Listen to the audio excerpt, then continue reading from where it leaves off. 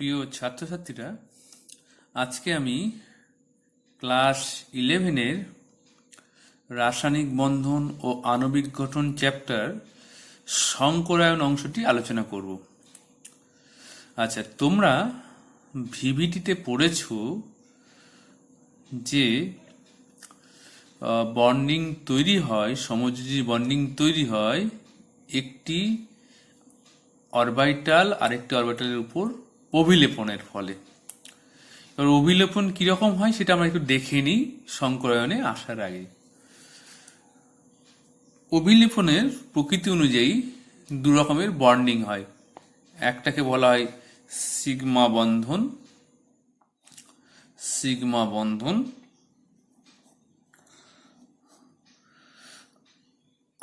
যেখানে অরবিটাল এবং অরবিটালের মুখোমুখি ওভারল্যাপ হয়।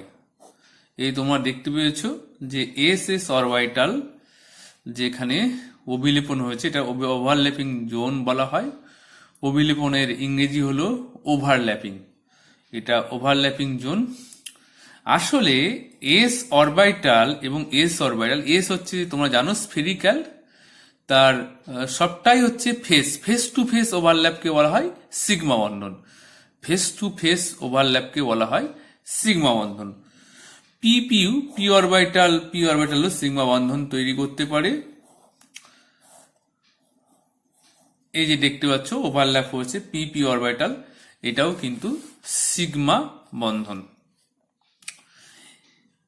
আরেকভাবে ওভারল্যাপ হতে পারে, সেটা হচ্ছে পাশাপাশি, তাকে বলা হয় পাই বন্ধন। এসের তো আমি আগেই বলেছি পুরোটাই মুখ, এখানে পাশ কিছু নেই, কিন্তু পি অরবিটালের পাশাপাশি ওভারল্যাপ হতে পারে। এই দুটো পি অরবিটাল তোমরা দেখতে পাচ্ছ যে এইখানে একটু ওভারল্যাপ হয়েছে, এইখানে একটু ওভারল্যাপ হয়েছে। একটি পি অরবিটালে দুটো লোব থাকে, দুই জায়গায় ওভারল্যাপ হয়েছে। তোমরা অনেক সময় গুলিয়ে ফেলো যে এখানে দুটি পাই বন্ডিং হয়েছে, তা নয়, একটি পাই বন্ডিং হয়েছে কিন্তু ওভারল্যাপিং জোন দুটি। তা এটা পাশাপাশি হয়েছে, পাশাপাশি সাইড বাই সাইড হলে সেটাকে বলা হয় পাই বন্ধন, এবং ফেস টু ফেস মুখোমুখি হলে সেটাকে বলা হয় সিগমা বন্ডিং। তা তোমাদের সাধারণ কনসেপ্ট থেকে বুঝতে পারছো যে ফেস টু ফেস মুখোমুখি ওভারল্যাপ হলে ওভারল্যাপিং জোনটা বেশি হয়, অর্থাৎ বন্ধনের স্থায়িত্ব বেশি হয়, স্টেবিলিটি। এবং পাশাপাশি ওভারল্যাপ হলে ওভারল্যাপিং জোনটা কম হয়, দু জায়গায় ওভারল্যাপ হলে ওভারল্যাপিং জোনটা কম হয়। এটির তোমার স্ট্রেংথ বা শক্তি কম, পাই বন্ধনের শক্তি কম সিগমা বন্ধনের তুলনায়, সিগমা বন্ধনের শক্তি বেশি। এবার আমরা সংকরায়নের জায়গাটায় আসব। তার আগে আমি কার্বনের ইলেকট্রন বিন্যাস নিয়ে সংকরায়নটা শুরু করি।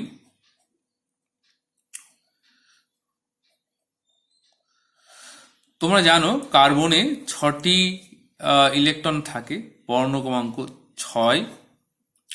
ইলেকট্রন বিন্যাস করলে হয় 1s2, 2s2, 2p3, এই 2p2, 2p2। তোমরা দেখতেই পাচ্ছ যে আমাদের সমযোজী বন্ধনের ধারণা অনুযায়ী এ একটা আনপেয়ার ইলেকট্রন, দুটি আনপেয়ার ইলেকট্রন, তার ফলে দুটি সমযোজী বন্ধন তৈরি করতে পারবে কার্বন।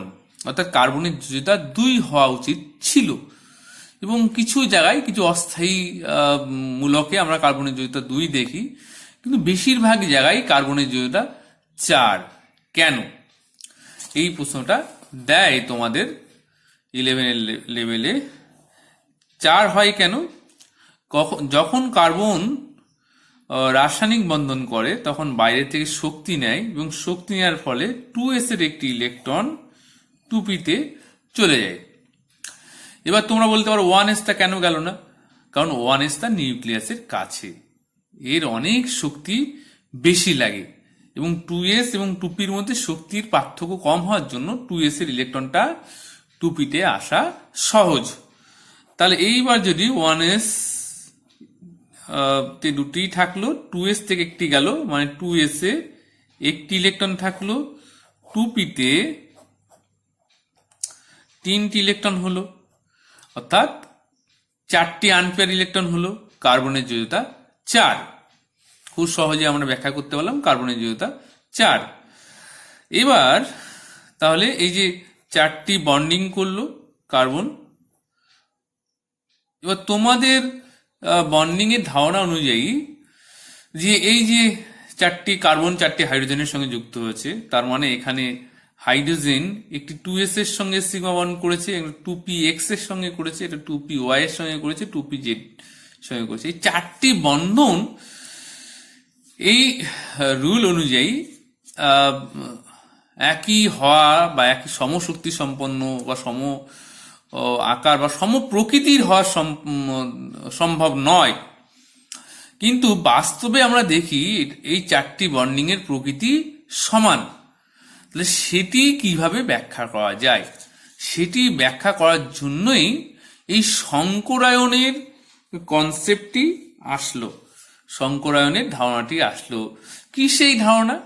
যে ধারণা বলছে যে এই যে বিভিন্ন অরবাইটালগুলো নিজেদের মধ্যে মিশ্রিত হয়ে সম প্রকৃতির অর্থাৎ সম আকৃতির, সম আয়তনের, সমশক্তি সম্পন্ন নতুন সমসংখ্যক অরবাইটাল তৈরি করছে, যে প্রক্রিয়ার মাধ্যমে সেটাকে বলা হয় সংকরায়ন। অর্থাৎ এই 4টি অরবিটাল নিজেদের মধ্যে মিশ্রিত হয়ে সম প্রকৃতির 4টি অরবিটাল তৈরি করছে, তার ফলে এই 4টি বন্ডিং একই প্রকৃতির হচ্ছে। দেখা যাক আমরা এবার সংকরায়ন কত রকমের, কি রকম হয় সেটা দেখে নিই।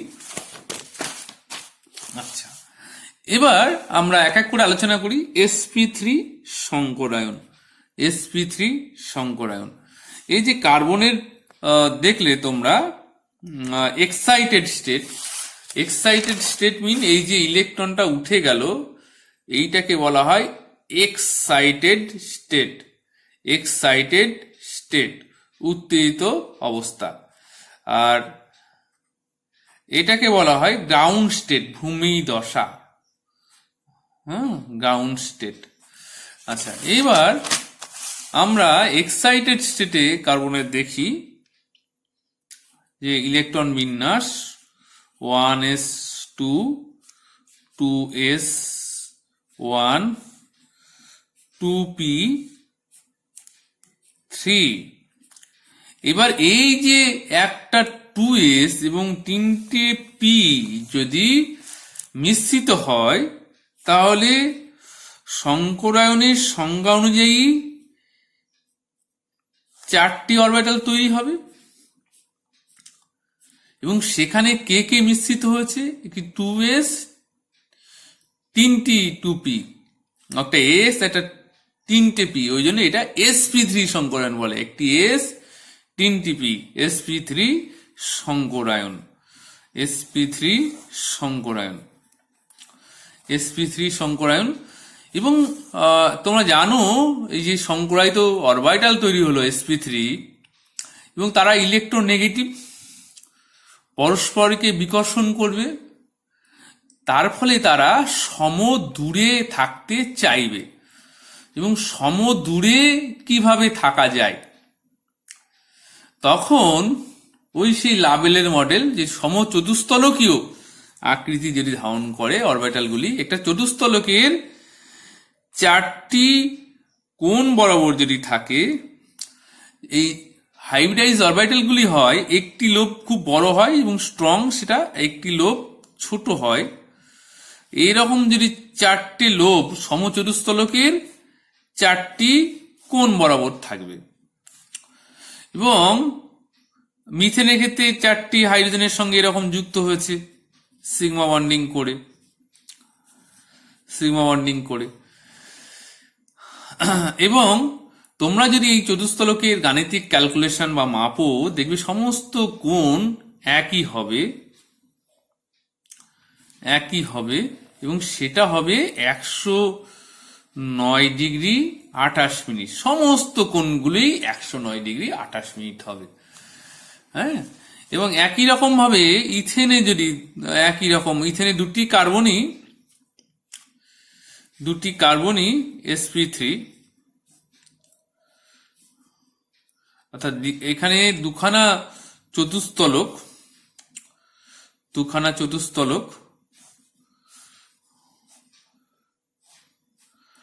এরকম বুঝতেই পারছো যে যদি সিঙ্গেল বন্ড থাকে কার্বন কার্বন, আমি পরে দেখবে ডাবল বন্ড বা সিঙ্গেল বন্ডে কি পার্থক্য হয়, সিঙ্গেল বন্ড থাকে তাহলে sp3 হাইব্রিডাইজ হয়।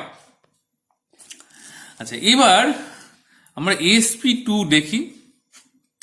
এই যে এখানে দেখলে একটি S আর এই 3টি P ছিল, এবার একটি S আর 2টি P যদি মিশ্রিত হয়, হ্যাঁ, তাহলে সেটাকে আমরা বলবো sp2। অর্থাৎ এখানে 1s যেমন ছিল তেমনই পড়ে থাকলো এবং একটি s অরবিটাল আসলো এবং 2টি P আসলো, তার ফলে একটি P কিন্তু পড়ে থাকবে। আমরা যদি এটা 2px 2py 2pz বলি, তাহলে 2pz টি কিন্তু পড়ে থাকবে, 2pz পড়ে থাকবে। তাহলে এই যে নাম হলো, এটা হলো sp2 সংকরায়ন, sp2 সংকরায়ন।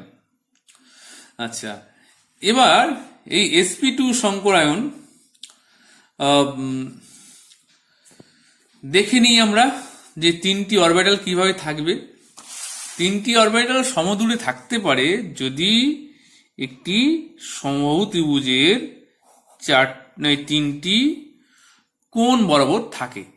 সমবাহু ত্রিভুজ, এটা ত্রিভুজ একই প্লেনে আছে, তাহলে প্রশ্ন হলো এই পিজেডটা কিভাবে থাকবে। পিজেডটি এদের সঙ্গে আমি যদি এটা একটি তল কল্পনা করি, তাহলে এই খাতার উপরে একটা লুপ থাকবে, খাতার নিচে একটা লুপ থাকবে, অর্থাৎ এটা পিজেড লম্বভাবে থাকবে এর সঙ্গে। আরেকটি কার্বন যদি sp2 হয়, তাহলে এই দেখো এটা ওভারল্যাপিং হলো, সেও একটি সমবাহু ত্রিভুজের মতো হবে, তারও একটা পিজেড এরকম পড়ে থাকবে। এই যে দুটি কার্বনের দুটো পিজেড যত দূরে মনে হচ্ছে তত দূরে নয়, আমি আঁকার জন্য এত দূরে হচ্ছে, অর্থাৎ এইখানে একটি ওভারল্যাপ হবে, এইখানে একটি ওভারল্যাপ হবে। তার ফলে এখানে যে যেমন মুখোমুখি ওভারল্যাপ হয়েছিল, সিগমা বন্ডিং তৈরি হলো, এবং দুই জায়গায় ওভারল্যাপ মানে দুটি বন্ডিং না, একটি বন্ডিং তৈরি হলো, সেটা হলো পাই বন্ড, এবং এই দুটি হাইড্রোজেনের সঙ্গে যুক্ত হলো। তোমরা বুঝতে পারছো আমি যে ইথিলিনের অণুর গঠন আঁকছি, তাহলে কি হলো, ইথিলিনে কার্বন কার্বনে ডবল বন্ড আছে, তাহলে একটি সিগমা একটি পাই।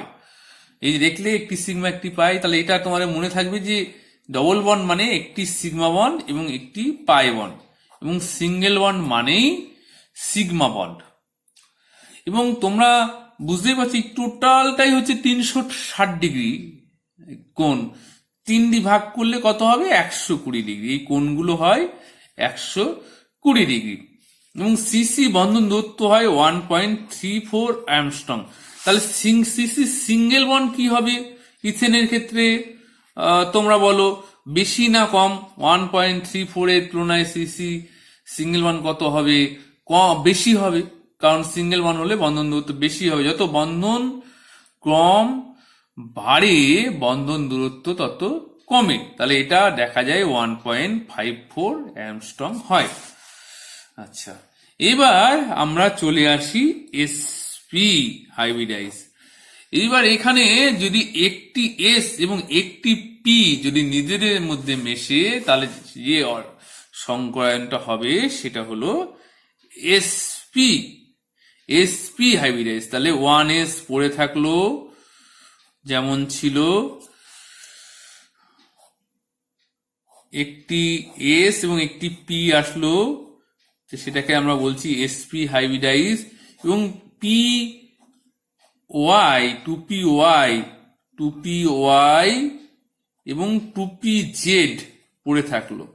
তা দুটি হাইব্রিড অরবিটাল কিভাবে থাকতে পারে, তাহলে পরস্পর বিপরীত দিকে মুখ করে।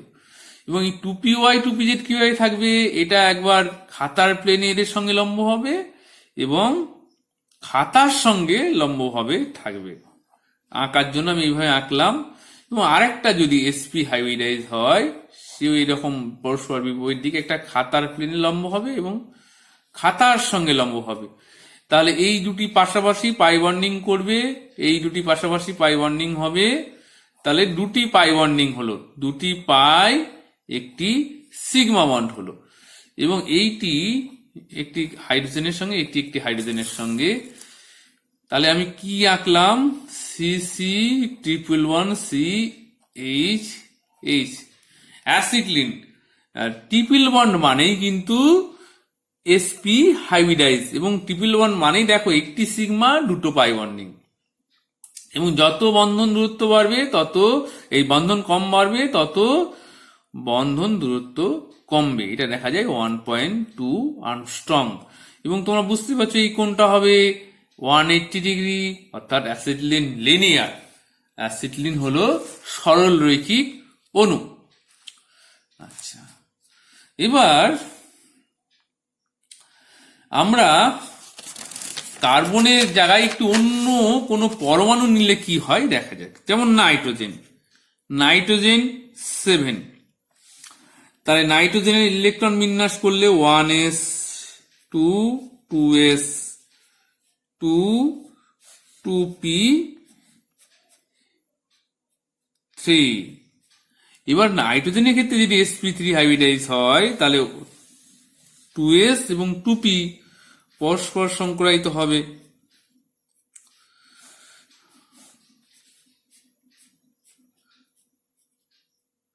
তোমরা দেখো একটি কক্ষকে অলরেডি দুটি ইলেকট্রন আছে, তাহলে এটি আর কারোর সঙ্গে পেয়ার করতে পারবে না, এটাকে বলা হয় লোন পেয়ার, এলপি। তাহলে একই রকম ভাবে এসপিটি হলে চতুস্থলকী হয়, কিন্তু একটিতে তোমার এক জোড়া ইলেকট্রন পড়ে থাকবে, এটিকে বলা হয় লোন পেয়ার। তাহলে নাইট্রোজেনও চতুস্থলকীয় আকৃতি ধারণ করবে। আচ্ছা, এবং অক্সিজেনের ক্ষেত্রে যদি দেখো, তাহলে অক্সিজেনের 8টা ইলেকট্রন, তাহলে এখানে 2pতে আরেকটি ইলেকট্রন ঢুকবে, তাহলে তখন কিন্তু তোমরা অক্সিজেনের ক্ষেত্রে দু জোড়া লোন পেয়ার পাবে। অক্সিজেন যখন sp3 হাইব্রিডাইজ করবে তখন দু জোড়া, জলে, ওই জন্য জলে দু জোড়া লোন পেয়ার থাকে এবং অ্যামোনিয়াতে এক জোড়া লোন পেয়ার থাকে। অক্সিজেনে দু জোড়া লোন পেয়ার থাকে sp3 হলে, এবং জলে এক জোড়া, এই অ্যামোনিয়াতে এক জোড়া লোন পেয়ার থাকে এবং জলের অক্সিজেনের উপর দু জোড়া লোন পেয়ার থাকে। এবার আমরা চলে আসি sp3d সংকরায়ন। তোমরা যদি ফসফরাসে ইলেকট্রন বিন্যাস করো, শেষ কক্ষের, ফসফরাস হচ্ছে এই নাইট্রোজেনের মতোই ইলেকট্রন বিন্যাস হবে, কারণ ফসফরাস আর নাইট্রোজেন একই শ্রেণীতে অবস্থান করে। নাইট্রোজেন যেমন দ্বিতীয় পর্যায়ের মৌল, ফসফরাস হচ্ছে তৃতীয় পর্যায়ের মৌল। তাহলে ওর শেষ কক্ষে ইলেকট্রন হবে 3s 3p। তাহলে ফসফরাসের ইলেকট্রন শেষ কক্ষে ইলেকট্রন বিন্যাস হবে 3s2 3p3। এবং নাইট্রোজেনের ক্ষেত্রে ডি অরবিটাল ছিল না, কিন্তু ফসফরাসের ক্ষেত্রে ডি অরবিটাল থাকবে, ডি অরবিটালটা ফাঁকা পড়ে থাকবে। 3d আছে, 2d যেমন হয় না, তোমরা আগের চ্যাপ্টারে পড়েছো, কিন্তু 3d হয়। তার ফলে ফসফরাস যখন অনেক সময় দেখা যায় যখন বন্ড করে, তখন এইখান থেকে একটা ইলেকট্রন এইখানে উঠে আসতে পারে। তাহলে ইলেকট্রন বিন্যাস করলে কি হবে? 3s, এখানে একটি 3p, তিনটি হলো আনপেয়ার, এবং 3d তে একটি। তাহলে এই যে 1 3 1, একটা s, তিনটে p, একটি d যদি নিজেদের মধ্যে সংকরায়িত করে হয়, তাহলে সেটাকে বলবো sp3d। এটি হলে কি হয় আকৃতি? এটি হলে যে আকৃতি হয়, যেমন PCl5 আমরা দেখি যে ফসফরাসের সঙ্গে ভূমিতে, মানে সমবাহু ত্রিভুজের তিনটি কোণ, তিনটি সেল থাকে এবং তাদের সঙ্গে লম্বভাবে একটি সেল, দুটি সেল থাকে লম্বভাবে। এই সেলগুলোকে বলা হয় ইকুইটোরিয়াল, এই তিনটেকে বলা হয় ইকুইটোরিয়াল নিরক্ষীয়, আর এই দুটো সেলকে বলা হয় অক্ষীয়। এবং তোমরা দেখো এইখানে যদি আমরা যোগ করি তাহলে একটা পিরামিড পাবো, নিচে একই রকম ভাবে যোগ করলে আরেকটি পিরামিড পাবো, এবং যাদের ভূমি হচ্ছে ত্রিভুজ। এই স্ট্রাকচারকে ওই জন্য বলা হয় trigonal bipyramidal, TBP, trigonal bipyramidal, TBP structure. আচ্ছা, এবার আমরা চলে আসি sp3d2 সংকরায়ন। sp3d2 সংকরায়ন নাইট্রোজেনের ঠিক একই পর্যায়ের, কিন্তু নাইট্রোজেন বা ফসফরাস যে শ্রেণীতে, ফসফরাস যে শ্রেণী, ফসফরাস হচ্ছে পঞ্চম শ্রেণী বা পঞ্চদশ শ্রেণী বলতে পারো, 15তম শ্রেণী, 16তম শ্রেণীতে ফসফরাসের ঠিক পাশের মৌল সালফার। তাহলে তার শেষ কক্ষে ইলেকট্রন বিন্যাস কি হবে? একটি ইলেকট্রন বাড়বে, তোমরা জানো। তাহলে 3s2 3p4 হবে। অক্সিজেনের নিচের ঠিক মৌলটি 3p4 সালফার মৌলের ইলেকট্রন বিন্যাস করছি। তাহলে এখানে 3d ফাঁকা পড়ে থাকবে, 3d ফাঁকা পড়ে থাকবে, সরি ফাঁকা পড়ে থাকবে। এবার এইখান থেকে একটি ইলেকট্রন উঠে আসতে পারে, এইখান থেকে একটি ইলেকট্রন উঠে আসতে পারে। তাহলে কি হবে? 3s এখানে আনপেয়ার একটি হলো, 3p তে একটি একটি করে আনপেয়ার, 3d তে দুটি ইলেকট্রন গেল। তাহলে এই সব কটি যদি হাইব্রিডাইজ হয় তাহলে একটি s, তিনটি p, দুটি d, যেটি হবে sp3d2 সংকরায়ন। এবং আকৃতি কি হবে? এরকম একটা দেখি, SF6 এর ভূমি হবে চতুর্ভুজ, 4টি f সঙ্গে যুক্ত হবে, উপরে একটি লম্ব হবে f, নিচে একটি লম্ব হবে f। এটা যদি যোগ করো এরকম তুমি একটা চতুস্তলকীয় পাবে, নিচে এরকম চতুস্তলকীয় পাবে, 4টে তল, তাহলে 4টে 4টে 8টা তল। এটার নাম হলো ওই জন্য অক্টাহেড্রাল, অষ্টতলকীয়, অক্টাহেড্রাল, অষ্টতলকীয়। এবং এখানে দেখো সব কোণগুলো ইকুইভ্যালেন্ট 90 ডিগ্রি, সমস্ত কোণ 90 ডিগ্রি। কিন্তু পিপিপি স্ট্রাকচারে সমস্ত কোণ 90 ডিগ্রি নয়, টোটালটা 360, এটা 120 ডিগ্রি ছিল, এবং এর সঙ্গে এই কোণগুলো ছিল 90 ডিগ্রি। তাহলে SF6 এ সমস্ত কোণই 90 ডিগ্রি, sp3d2। এবার আমরা চলে আসি sp3d3। হ্যালোজেন মৌলের মধ্যে আয়োডিনটা আমরা যদি দেখি, আয়োডিনের শেষ কক্ষে 7টি ইলেকট্রন থাকবে। আয়োডিন ইলেকট্রন বিন্যাস করলে হবে 5s। ক্লোরিনের ক্ষেত্রে ফ্লোরিনের ক্ষেত্রে 2s, ক্লোরিনের ক্ষেত্রে 3s, ব্রোমিনের ক্ষেত্রে 4s, আয়োডিনের ক্ষেত্রে 5s হবে।